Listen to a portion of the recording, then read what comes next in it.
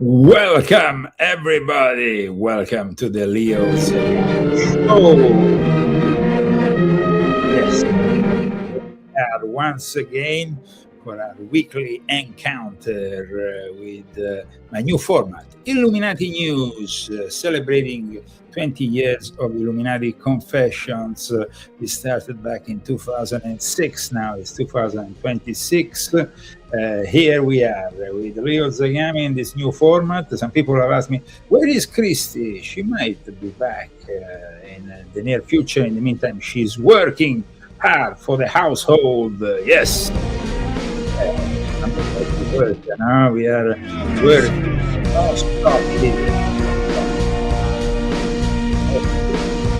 Let's start thanking those who made this show possible, our sponsors. Margot Rosada Minta, thank you, Margot Rosada Minta, and thank you, Daniel Estes. If you want to help us, you can do it with GoFundMe, or you can do it with Cash App, or you can do it also by purchasing my books. And today we're going to be discussing a couple of my books, in particular, Volume 11.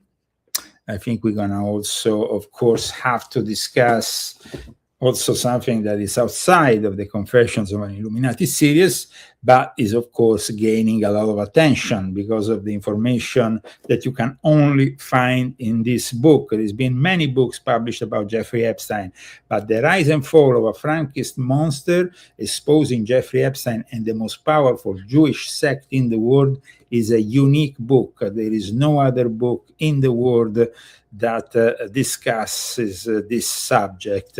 So purchase your copy as soon as you can. And in regards to Volume 11, why Volume 11 is so important? Well, the title of today's show is giving it out. Are we mind control? Nothing is what it seems. Yes. Okay, and why nothing is what it seems? The whole crisis in the MAGA world erupted after the death of Charlie Kirk.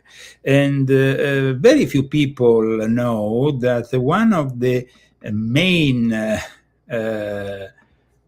people behind Charlie Kirk was actually the co-author of this important paper. This is the second edition of From Psyop to Mind War, The Psychology of Victory, by, at the time, Colonel Paul E. Valley, who was a commander of a very particular unit, and Major Michael Aquino, who then became himself Lieutenant Colonel Michael Aquino, and of course, Paul E. Valley is a guy you might also have encountered at Fox News.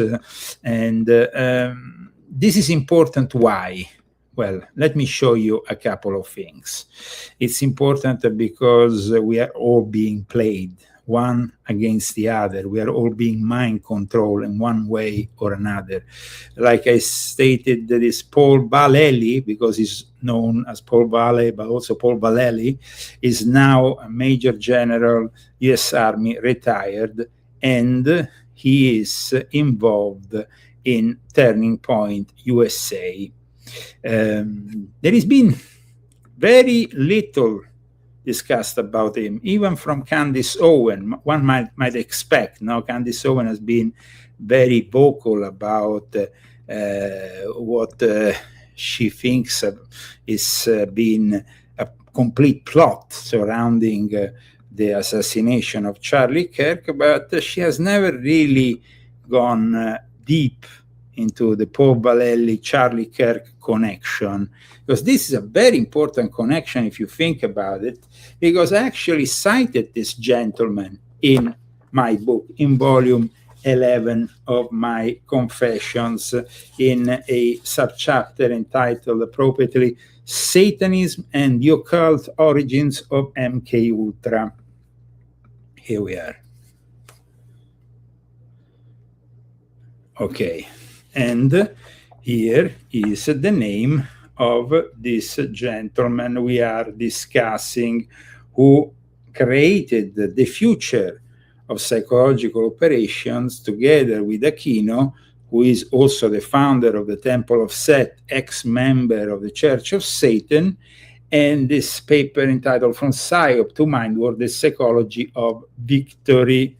And here you have the name of this of Vallely, who we find here next to Charlie Kirk.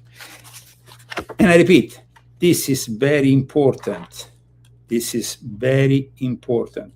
Some people are even doubting that Charlie Kirk is dead because of the involvement of all these weird people. But imagine, this guy is on the council of Turning Point USA, and at the same time he was the guy who worked with Michael Aquino in the creation of a new kind of mind war, in fact appropriately called mind war rather than psychological operation. So let me define a little bit what this guy is all about, because he was active in the 7th Psychological Operations Group. And at the time, he was the superior of Michael Aquino. And this unit of psychological operations that was organized in the middle of the 1960s was moved for a period in San Francisco. They had been active also prior to that in Fort Bragg, but they started actually in California in a place called Moffett Federal Airfield. This is the place where this specific battalion of psychological operatives was born, and is part of Santa Clara County. Now, let me explain you a couple of things. This group was stationed for a period of time in San Francisco, and then they changed. They eventually will move out after the Presidio scandal, which brought a lot of attention in the Presidio scandal involving also Michael Aquino. For those people who remember it, it was a scandal also centered into alleged accusations of pedophilia made against Michael Aquino and his wife, the late Michael Aquino, because he's no longer with us. Now, they went back with the whole psychological operation group to Mottfeld Field, sorry, that's how it's called, the original joint civil military airport where this battalion started. And it's important because at the time, though, they were stationed in San Francisco when this paper came out. And San Francisco was the epicenter of what, like I explained in my book, had been MK Ultra's experiments, the epicenter of experiments conducted, of course, without the knowledge of the majority of the population, on an unsuspecting and often unwilling population. Michael Aquino met also at one point during the time he was stationed there, during the screening of Rosemary's Baby, he will meet also Anton LaVey. Anton LaVey is very important in our story because Anton LaVey is the guy who will change forever the story of Michael Aquino, because Aquino will start collaborating with Anton LaVey, arriving to the apex of the Church of Satan system until in the middle of the 70s, when there was actually the seventh psychological operation was activated in San Francisco. That was the moment in which Michael Aquino decided to separate from Anton LaVey and start his own path. Let's remember that Anton LaVey had founded the Church of Satan in San Francisco and had been very active within the satanic milieu of San Francisco from the year 1966. So in this whole thing of, we all hear about mind control, about MK Ultra. MK Ultra lasted only between officially as MK Ultra, it started in 1953, though it actually was known with other names prior to that. It had a couple of incarnations before that, but in reality, it was officialized with this name from 1953 to 1973. So it is also very interesting synchronicity of events that brings Michael Aquino to work for the 7 psychological operations groups when they are about to constitute something new. The mind war that Michael Aquino talks about is a completely different approach. Let me describe you a little bit the differences with the prior approaches of psychological operations, the various methods. So, Win Vallely, who I repeat is still to this day one of the key figures in Turning Point USA,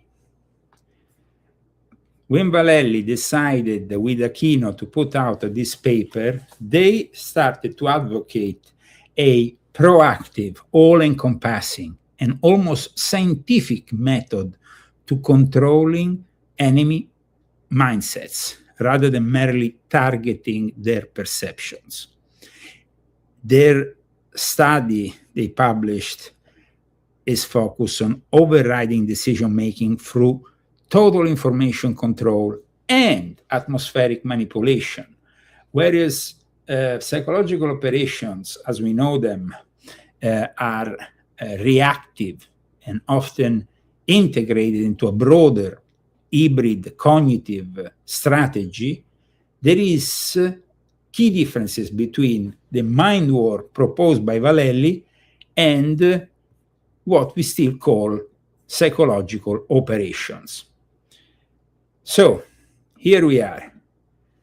Proactive versus reactive. Mind war of Michael Aquino and Vallely versus the past. They wanted to rewrite the history of brainwashing and mind control. We know from those people who have read this book, this is the past, present, and future of mind control, from Sun Tzu to MK Ultra and beyond. And in fact, I started from the history of brainwashing from Pavlov all the way to social media in my account. And I talk, of course, of the mind war concept of Vallely and Aquino. The scope of control of Vallely that can be also in somehow seen within the work done for Turning Point USA is a specific one. They want to seize control of all information channels to dictate how an enemy population processes information. But once that enemy population is us, because let's not forget, there was a big change that was also, there was a big change with PSYOPs, and psychological operations were conducted for years abroad, but they were absolutely prohibited here in the United States of America.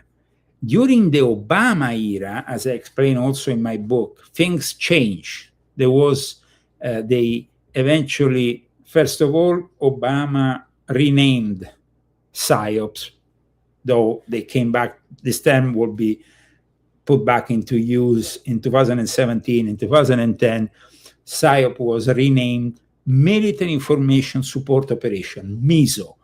Why did they do that? Because they wanted to, of course, detach from all the operations done in the past.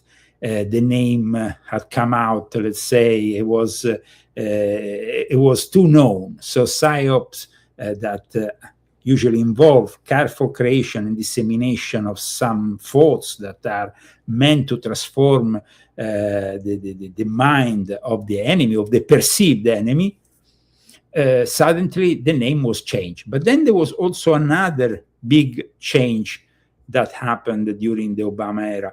The actual change that I'm talking about is about regards instead the fact that no longer the military could be stopped when intervening on our own population, on the US population. So this is a very controversial thing, because it was like a change that Barack Hussein Obama put together. First of all, the PSYOPs transformed in MISO, so there was a different perception. But then after, there was also this possibility that was sanctioned by the Congress, that finally the psychological operations could also be addressed to the American population. This is something that never happened before. The American population was always left out. The psychological operations were always meant for our enemies abroad, or even for our friends and allies abroad in Europe and so on. They were subject to mind control operations. We here in the United States of America were lucky enough until during the Obama era, they passed this whole thing, this new law, and they created the possibility for us Americans to finally become ourselves victim of this mind control. So the Smith-Mundt Modernization Act under Obama. That is the name. I'm glad that somebody smart here defines herself as a blues lady, said the Smith-Mundt Modernization Act, because that is really the turning point for America, and I think also for what was created later. Because if you think about it, Turning Point USA will not have been created without something like that. There will not have been the possibility of creating something like that. The Smith-Mundt, it was a moment in which we have created an opportunity that was not present since the very creation of the way the psychological operations and even the mind control activities of MK Ultra came into fruition was always to leave the the Americans out of it, though with MK Ultra we saw that that was not really respected. They tried also to operate in Canada. They tried to operate in Canada to avoid, the public scrutiny, and that is really what they tried to do for a long time. But I repeat, this is the moment of great transformation, which I've also underlined in volume 11 of my Confessions. You see here, Smith-Mundt was active since 1948, thanks to President Harry S. Truman. And soon after, we had the creation of course, Project Artichoke, and then we have, of course, MK Ultra. The Smith-Mundt Modernization Act of 2012 is the moment in which they can now bombard us, we, the American people, with their own propaganda. And it was introduced by a member of the Democratic Party called David Adam Smith, together with Congressman, and this is, of course, to show you also that, it's not only the Democratic Party. This is the Republican Party and the Democratic Party together, because are we all mind control? Nothing is what it seems. This is the subject of today. The way we have been put one against the other over and over again by people like Paul Vallely, who, of course, is an important strategist within the Turning Point USA saga. Now, I believe Charlie Kirk was killed. I don't necessarily believe he's still alive. However, this guy here is probably responsible for a lot more than we are, of course, entitled to know. I repeat, this important figure of the mind control establishment is part of the advisory council of Turning Point USA. But also, imagine this. Paul Vallely now is part of the advisory council of Turning Point USA. At one point, we saw in the last few months of his life, Charlie Kirk started to wonder what was going on with the Epstein files. He was in contact with Candace Owen. Candace Owen openly speaks of the Sabbatean Frankist. The Sabbatean Frankist is a subject that, for example, Fuentes doesn't want to touch any longer.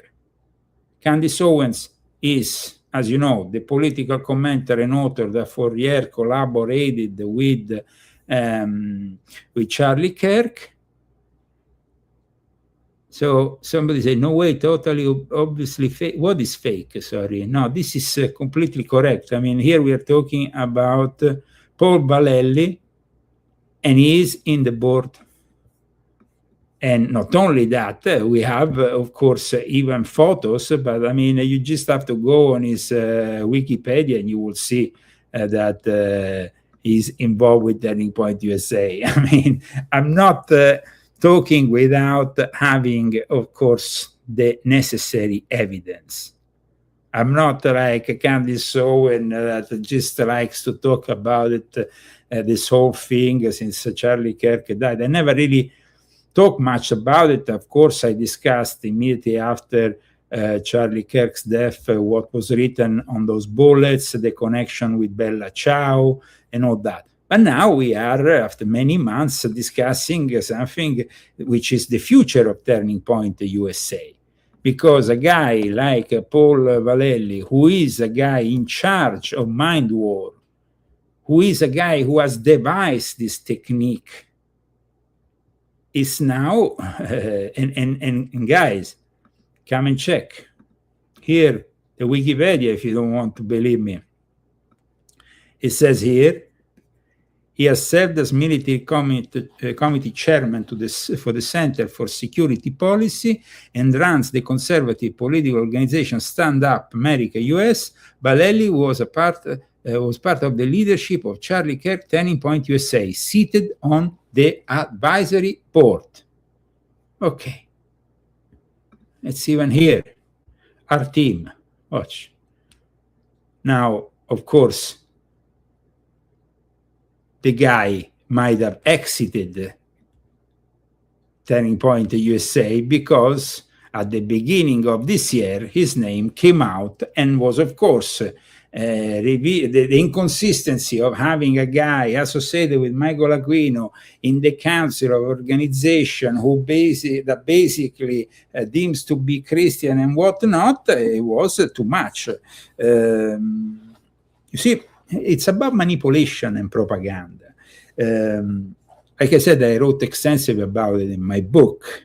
Michael Aquino said, in regards to propaganda, quoting Michael Aquino, despite exhaustive efforts to respectabilize it, propaganda as a concept still labors under the negative image Joseph Goebbels and his propaganda ministry created during the Third Reich. Goebbels' passion for the utility of propaganda led him to an arrogant contempt for uncontrolled, purposeless information. In his eyes, the motivational and indoctrinational goals of the German propaganda effort fully justified the complete selection and packaging of information as might be convenient or expedient. However, he talks about having a strategy of truth. He also talks about the fact that the mind war needs to go beyond psychological operations. So there is certain differences with psychological operations. We talk about the scope of control, but we can also talk about the methods, technological versus psychological of mind war. Now, mind war, in addition to propaganda, uses also scientific methods. And that is something we have found in the recent kidnapping, if we're going to call it kidnapping or arrest of Nicolas Maduro, because in the methods of mind war, there is also the use of electromagnetic activity. The discombobulator that Donald J. Trump talked about is a mind war method. It's not a PSYOP method. A PSYOP method will be centered on propaganda, but will not be centered on atmospheric electromagnetic activity, aeronization, and also the use of extremely low frequency waves to affect brain function. What was done in Venezuela is part of the modern methods of mind war.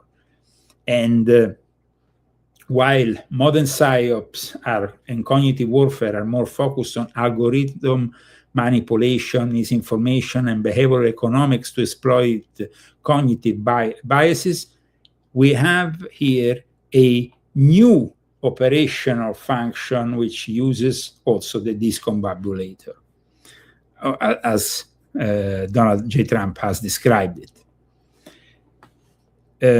Which means that Vallely could have gone now, maybe left the council, the directory of the Turning Point USA to go back into active duty and collaborate on an operation like the one we saw with Nicolas Maduro.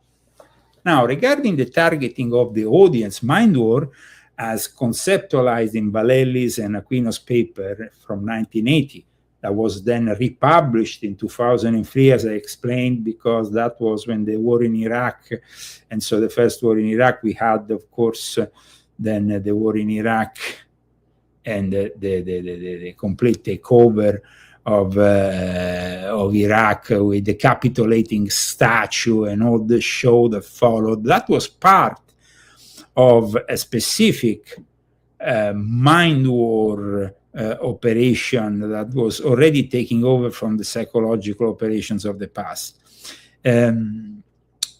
Now, mind war is always being conceptualized and designed for foreign audiences, but hinted at the need for a total understanding of human psychology, whereas modern cognitive warfare explicitly targets the cognitive domain of both adversaries and domestic populations.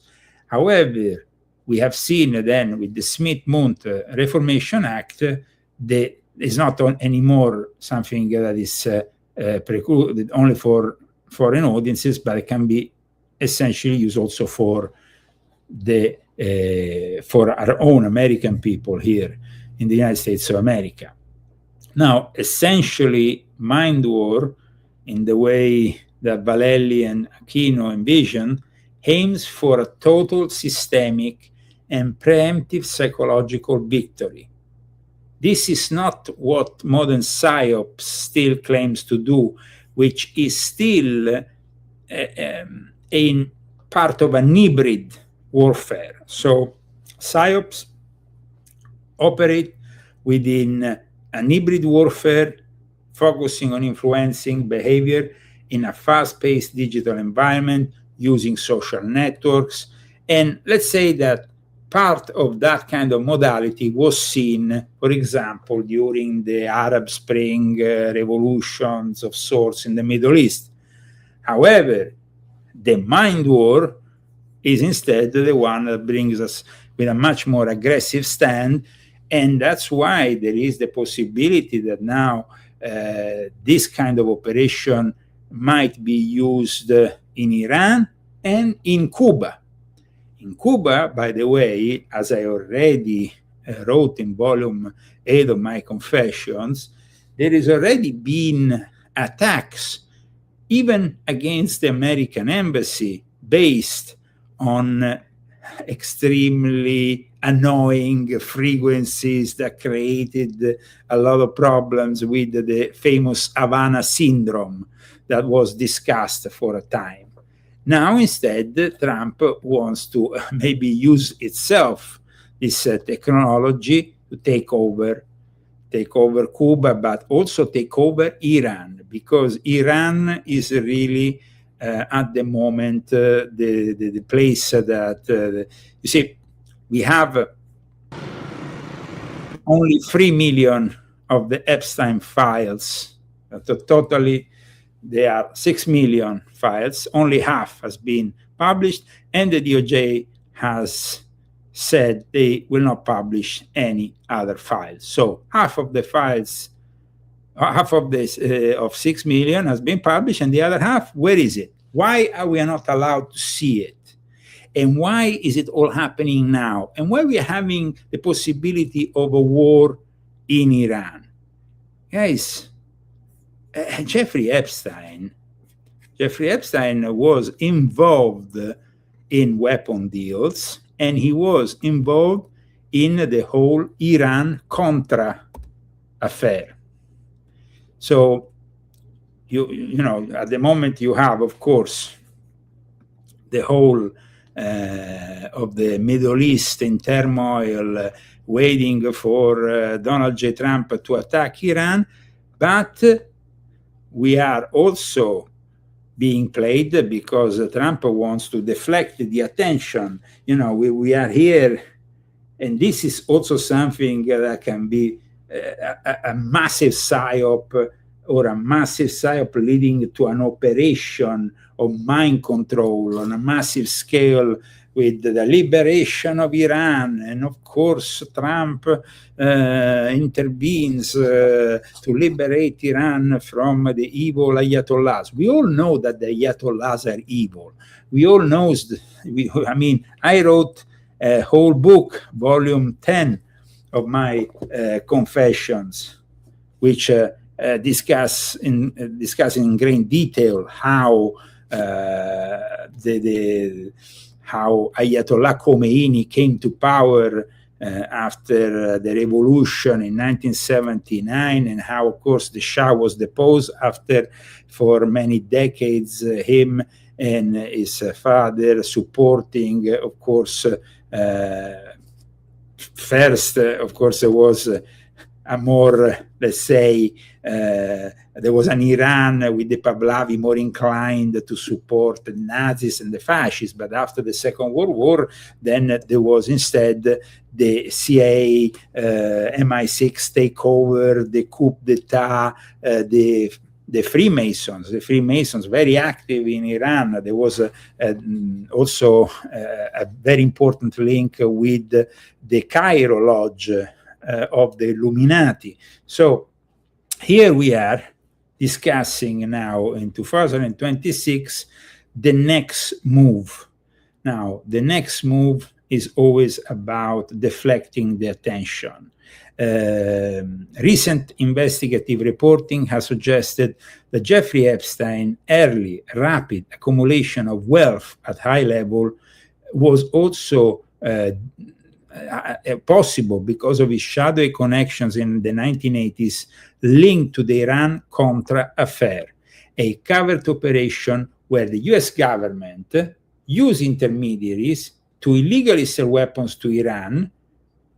They had an embargo.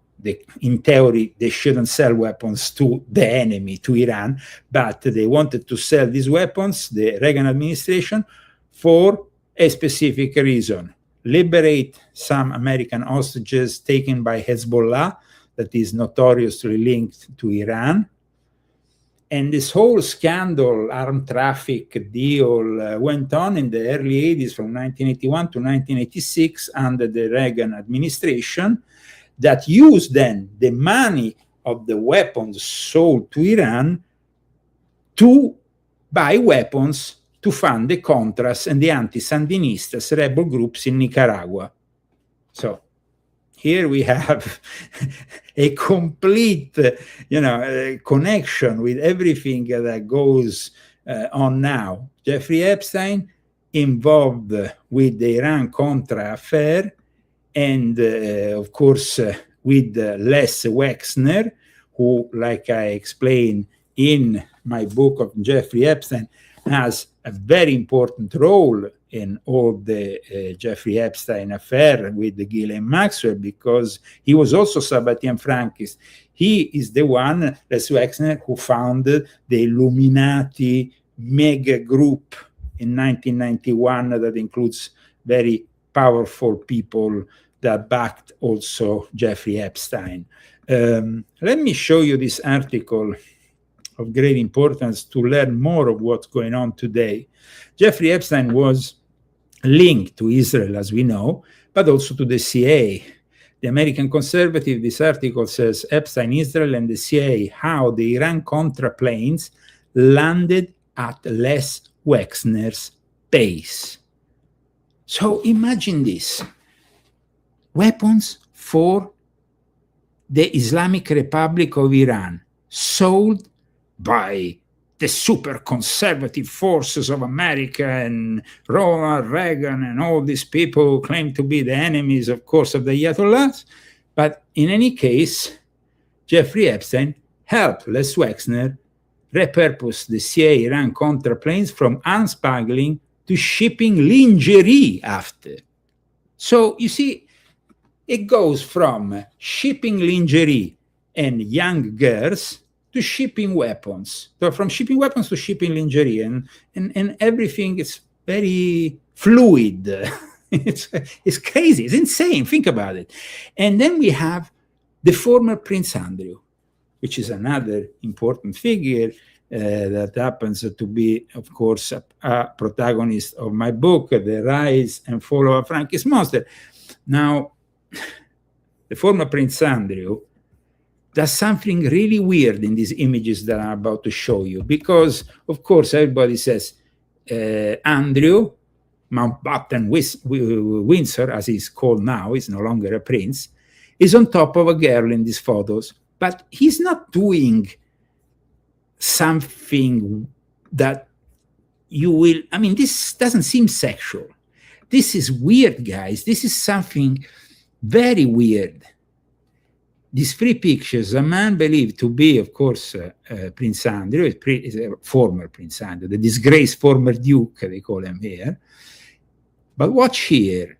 He's touching her, especially in this pic, like you will see sometimes. This is the kind of thing a healer will do, touching specific part of your body. I mean, it doesn't seem like these people were naked and having sex here. There's something really weird going on with the former Prince Andrew.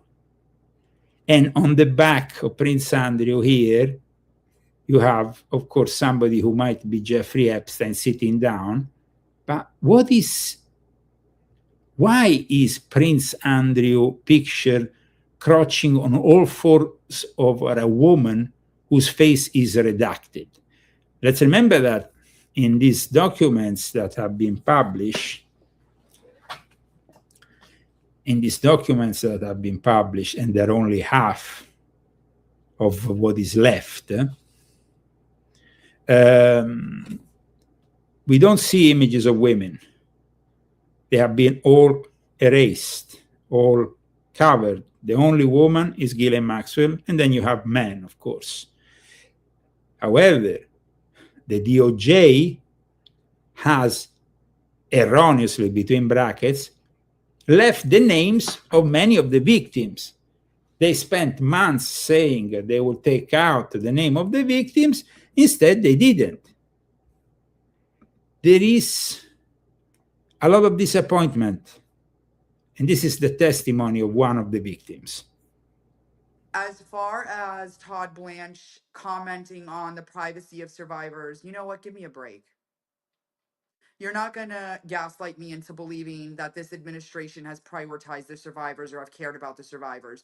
You and the DOJ, let me be very clear, the DOJ, when they were recklessly releasing these documents, there were several victims that were not redacted. And I'm not talking about myself because I'm okay not being redacted.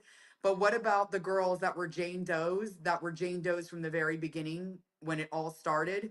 And instead of following that lead of keeping them, as Jane Does and caring about their privacy, the DOJ released documents with their names. Some of them had their phone numbers and addresses attached. And you want to preach about transparency? Perhaps you were being, to me, it's deliberate. I mean, I don't know how anybody can look at this and not see the way in which they're releasing information is deliberate. It's retribution in my eyes. And I think, where's Pam Bondi in all this? Why didn't she give the press conference?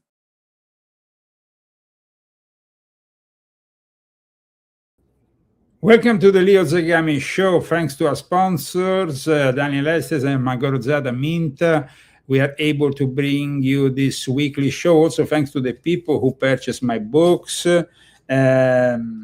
We are discussing today a very complex topic. We have seen some very weird images of a former prince who seems to be doing a ritual, or maybe he's actually involved in an hypnotism session, because that's also something that you can do when you're hypnotizing people, no? So it is pretty interesting what is going on here. In the meantime, we have the possibility of an all-out war with Iran, which of course will deflect from all the interests that at the moment we have on the Epstein files, and also on other events of interest. We always need to deflect the attention, with caricatures, even like this Batman fellow who at one point showed up here in California discussing what is going on with ICE. It seems like it's all a great big show. What the are we doing here? Seriously, you have had months to prepare for this upcoming event. I don't give a damn if this is outside of decorum. People are dying on our streets every single day. Okay, so we had also Batman intervening at a council meeting here in California, very upset about what's going on with ICE. We saw also this whole thing unfolding since the killing of Preti. We saw also a lot of chaos and distraction, because let's not forget that the more we distract people, the less they understand the importance of the Epstein files that just revealed that Elon Musk is a great liar, for example. Elon Musk was the guy who accused Bill Gates, saying that Bill Gates should have no place near children because he was associated with Jeffrey Epstein, and now the documents that have been published state that Elon Musk wanted to go to Little St. James, to Jeffrey Epstein's island, for the wildest party. But a few months ago, Chapter in the long-running feud between two billionaires, Elon Musk and Bill Gates, are clashing again, this time over foreign aid cuts. Earlier this month, Gates accused Musk of endangering vulnerable children by slashing U.S. foreign aid programs, including funding for HIV prevention and vaccines. Well, today... Let's not forget that Bill Gates then was a special guest at the White House later on, after this. What a show! Musk fired back at the Bloomberg Qatar Economic Forum, calling Gates' claims false and demanding evidence. Yeah, it's a huge lie. I know, you've said that already. I wondered, Also, and I'm just... who does Bill Gates think he is to make comments about the welfare of children, given that he frequented Jeffrey Epstein? He frequented Jeffrey Epstein, and he didn't? Elon Musk also frequented Jeffrey Epstein. I mean, this guy is really no shame. He said he regrets those, and he's... Tonight, a woman who disappeared last year is breaking her silence. Hannah Koboya. Whatever, guys. Whatever. I mean, it's insane. The level of hypocrisy of people like Elon Musk attacking Bill Gates, and now the latest, the latest thing that Elon Musk says is the Epstein files don't matter. Of course they don't matter. Once they show that you went and had lunch at your SpaceX headquarters with Jeffrey Epstein, that you actually asked Jeffrey Epstein to participate to the wildest parties. Of course, now he insists Epstein files don't matter.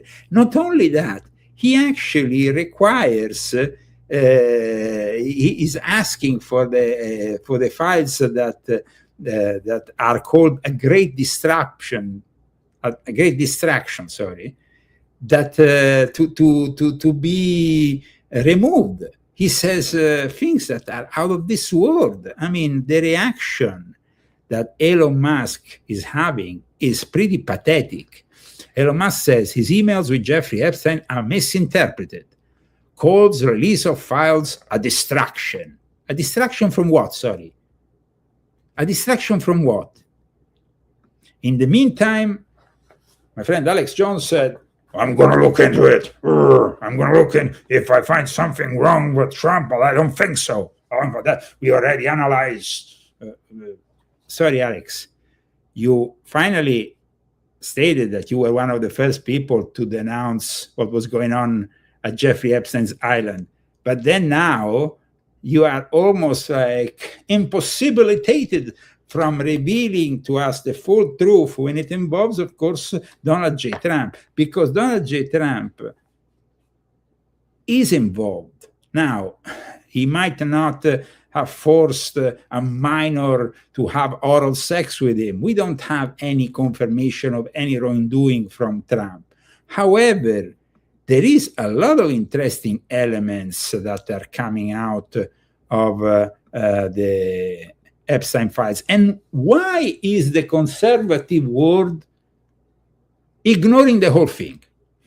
Here we have a bunch of alternative media pundits and journalists who have always discussed the possibility that once Trump was elected, we will have finally a full prospect of what was going on behind the scenes with Jeffrey Epstein. And now all those pundits, all those journalists are completely silent. They are actually refusing to have me on the air to discuss my new book. This new book is actually considered not totally in line. Not totally in line with what? With you being brainwashed? Because then it's about brainwashed. It's about being brainwashed. Incredible, guys. Incredible. However, in regards to what is going on here with all this brainwashing, I mean, for millennia, you know, we had people influencing other people, influencing their perceptions and everything else. And of course, now that we have technology that is out of this world, that is really prone to persuade people, we tend to just fall for all these distractions. The future of brainwashing, guys, like I explained also in volume 11, it's between neuroscience and social media. It's about, of course, there's also the electromagnetic fields that can be utilized as Aquino wanted and also as Valelli wanted. Pavlov started, you remember, his experiments. It was all about influencing some dogs initially, before he got Lenin to support him. And at that point, like I explained in volume 11, Lenin gave him access to all the various hospitals of the Soviet Union, of the newborn Soviet Union, so he could finally conduct his experiments on humans. It's about conditioning humans. William Butler Yeats once said, and I'm quoting William Butler Yeats, who was, by the way, also a notorious member of an important secret society. And what rough beast, its hour come round at last, slouches towards Bethlehem to be born? That is to be interpreted, this. It's an interesting citation. Pavlov was lyrical almost. He was very outspoken about the future of mind control and science. And he would have even made Machiavelli kind of optimist in the way Machiavelli, who of course wrote The Prince, didn't know about all these opportunities that technology will give us. When you see Turning Point USA today, a big spectacle, lights, announcement, the whole thing conducted almost as a concert. Now, I have my own experience here in the Coachella Valley with Donald J. Trump. And I really, I've been in my past life almost a producer, record producer. I was, of course, involved in the music business. I know about, show business. And I noticed the similarities were striking. It wasn't really like in the past, you had the usual politician talking to the audience, almost inevitably bored after the first half an hour because it will be kind of repetitive, the tone will not be. Instead, in Donald J. Trump's world and in his political landscape and proposal, it was about entertainment. It was about flashing videos, lights, audio, blasting. And this is the difference. There is a complete difference with the way that they are, pushing the audience, and they managed to definitely they managed to get us. So everything is being studied in a way that in the end they convinced us that Trump was the guy who will bring us to a new level, a new political level. Somebody is asking me if the wife of Charlie Kirk was on it. Now, we can't have that certainty for sure, but there's a lot of the things that are said every week by Candace Owens that definitely give us that kind of outlook. I mean, Erika Kirk was definitely a person who, after the death of Charlie Kirk, has behaved in a very strange way. If you are the widow of a person who has lost his life in a tragedy like what happened with Charlie Kirk, I don't think you will be going around kissing the vice president and dressing up like you are also going to a rock concert. I mean, the whole thing is really weird, guys. Definitely. It's so very weird. This Operation Midnight Climax that was conducted during the MK Ultra years in San Francisco is another interesting topic that might have also in a way be used, that Operation Midnight Climax and the results of it for then the experiments and the paper laid down by Valelli and Aquino. Aquino was never part, he was, he said, always to be part of MK Ultra. And at the time, of course, the few people that were experts in psychological operations and mind control were all taken in and worked in some capacity in the various sub-projects of MK Ultra. But what happened in San Francisco definitely is the emerging of the occult out of a acid experiment fueled with tons of LSD. Let's not forget, the streets of San Francisco, the flower power, and all that, though, had a dark side of the age of Aquarius. While you had all those hippies smoking marijuana in the streets of San Francisco, you had also in secret people like Anton LaVey doing a ritual at the former Russian embassy for the invocation of his demon brother that became after a film by Kenneth Anger. So it's kind of interesting how then Aquino fits into the whole thing. And of course, nothing, like I said, is like what it seems.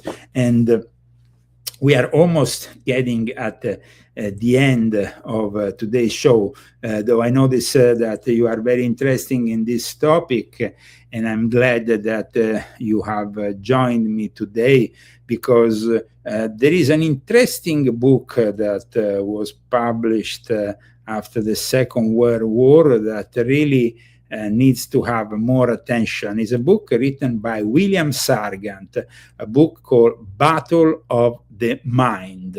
Battle of the Mind was published originally in 1957. So just after the beginning of MK Ultra, 1957, we were also starting to see, we were about to see the launch of a very important book that then will become a film. I'm talking about the Manchurian Candidate that came out in 1959.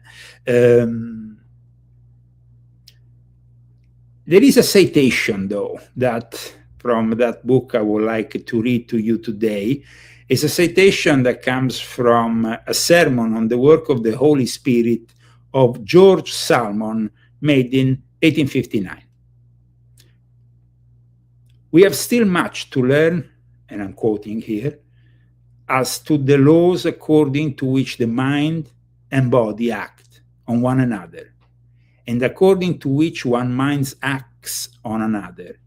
But it is certain that a great part of this mutual action can be reduced to general laws, and that the more we know of such laws, the greater our power to benefit others will be. If, when through the operation of such laws, surprising events take place, and we cry out, "Such is the will of God," instead of setting ourselves to inquire whether it was the will of God to give us power to bring about or to prevent these results, then our conduct is not pity, but sinful laziness. George Salmon, 1859. Thank you so much for following the Leo Zagami show today. Keep on supporting this show. And of course, the more you support it, the more shows we will try to produce during the week. God bless you all, and I see you for the next Leo Zagami show, Illuminati Confessions, actually Illuminati News in our new format. Illuminati want my mind, soul, and my body. Secret society, I'm trying to keep it on.